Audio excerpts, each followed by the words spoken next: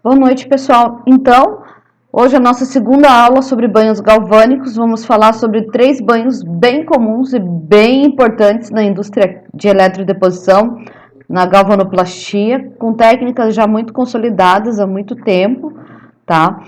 São os banhos de cobre. Dentro do cobre você tem o cobre alcalino e o cobre ácido. Vamos falar um pouquinho de cada um deles. O banho de níquel. Dentro do banho de níquel você tem o níquel eletrolítico e o níquel químico, tá?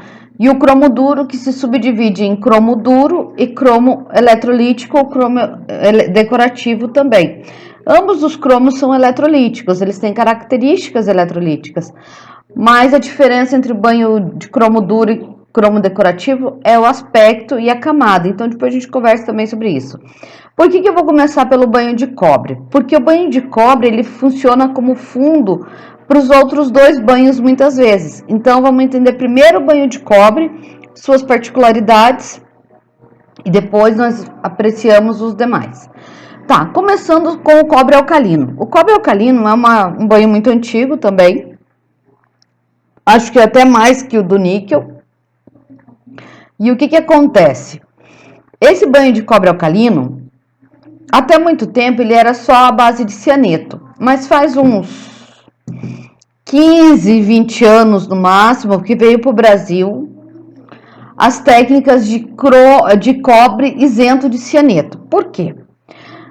O cianeto é muito prejudicial para o meio ambiente e é difícil o tratamento com o cianeto em si, para tratar essa água de efluentes e liberar no esgoto, né?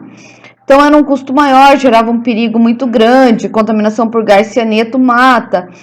É um produto que em poucos segundos leva à morte, o antídoto tem que ser injetado em menos de 1 minuto, só que é intravenoso, então quem que vai acertar num acidente, a não ser uma enfermeira muito boa, em menos de 1 minuto a veia da pessoa para adicionar o antídoto. Só que em contrapartida, o banho de cobre alcalino com cianeto, ele tem um brilho maravilhoso, ele pega em cima até de uma peça não limpa por muitas vezes, ele tem essas particularidades, ele tem um nivelamento ótimo, não dá pitings, é fácil de cuidar, ele trabalha numa concentração maior de componentes, uma faixa maior de liberdade de banho. Então, ele é um banho muito fácil de se trabalhar na parte de controle químico de concentração. Porém, na parte ambiental e de segurança, ele é terrível.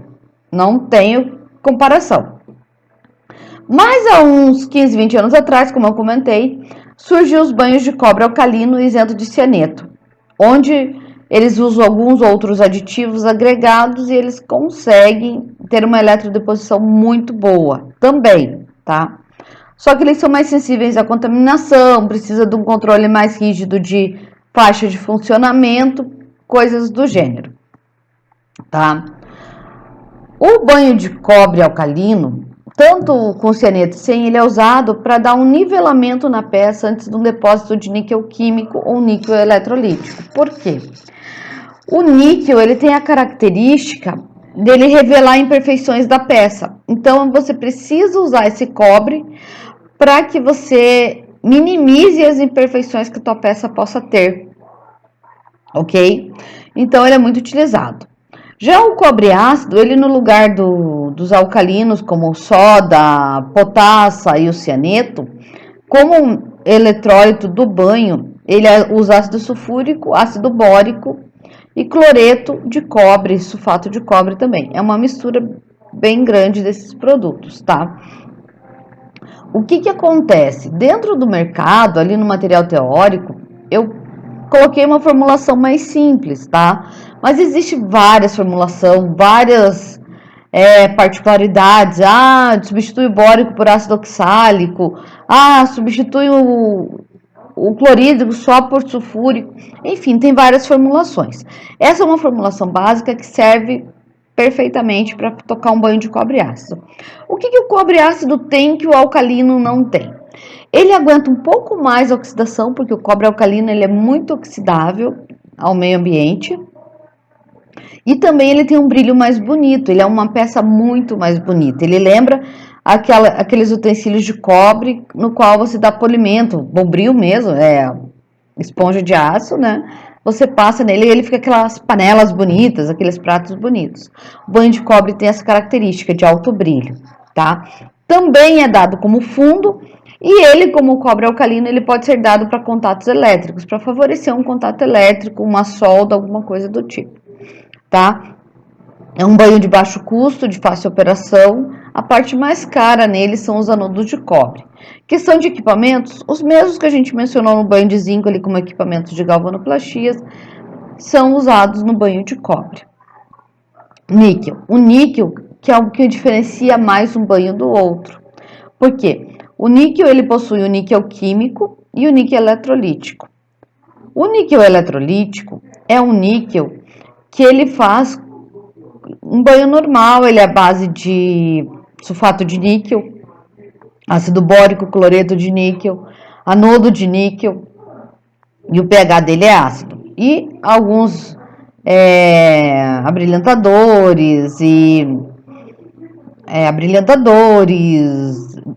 niveladores, essas coisas. E ele possui corrente elétrica, normalmente funciona a quente, ao contrário do banho de cobre que funciona a temperatura ambiente, ele tem que estar entre 50 e 65 graus a quente, tá? Em dias frios ele é muito difícil de trabalhar, ele dá uma série de problemas, ele não é tão nivelado quanto o de níquel químico e ele precisa da carga de corrente elétrica. Já o banho de níquel químico é um banho que ele funciona somente por calor e imersão. O metal vai se depositando na peça por reação química e não eletrolítica, tá? Ele possui o melhor nivelamento, o brilho dele é um brilho muito mais prateado, muito bonito. O que o níquel normal, ele é um brilho mais fosco, mais um prata cinzentado, tá? Esse banho, tanto quanto o outro níquel, é usado para peças automotivas, decorativas, ele tem uma excelente durabilidade em relação à corrosão. Ele é um banho até fácil de controlar, tirando os problemas de temperatura, muito utilizado em várias galvanoplastia, porque não requer muitos segredos. O banho de níquel químico ainda é mais utilizado porque ele é um banho mais caro, mas ele é mais fácil de trabalhar. Ele é um banho mais barato no sentido de controle, porque não tem gasto de energia. No sentido de eletrólise, não tem retificador, é só aquecimento, tá? Mas é um banho que exige cuidado, filtração. E o que acontece? Quando ele perde a concentração, ele é descartado, não tem como repor as concentrações. Então, ele se torna um pouco inconveniente, porque aumenta um pouco o custo esse descarte, tá? Em relação a níquel e cobre, é isso. Eu já posto um outro vídeo falando do cromo.